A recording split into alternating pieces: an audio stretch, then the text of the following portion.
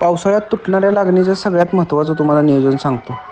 एकतर बियाण्यासाठी जो प्लॉट तुटतो त्याचं कधीही बुडके छाटायचे नाहीत किंवा त्याच्या बगला पण चिरायच्या नाहीत. काय होतं त्याच्यामुळं मुळं खूप कवळी असतात किंवा व्यवस्थित अजून बेडमध्ये पाहिजे त्या प्रमाणात सेट झालेली नसतात आणि आपण काय करतो मुळं जास्त प्रमाणात तोडतो. त्याच्यामुळं प्रॉब्लेम येतो की खोडवा फुटायला. खुडकी देखील छाटली जातात वरची जास्त. नाही छाटली तरी आता माझ्याकडे बघा 14-0-12चा खोडवा आहे. काहीच छाटलं नाही पण एक नंबर आलं. पावसाळ्यात कंडिशन कशी असते, खोडव्याला थंडी थोडीशी असली आणि दिवसाचं टेम्परेचर असले की खोडवं चांगलं फुटतं.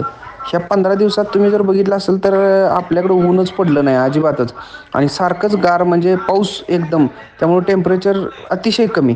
तर ह्याच्यामुळं मग खोडवं फुटत नाही. तर ह्याच्यावर काही जास्त उपाय काय करता येत नाही आणि जेवढं फुटेल तेवढं खोडवं शक्यतो सफिशियंट होते. अति जास्त काही फुटणार नाही.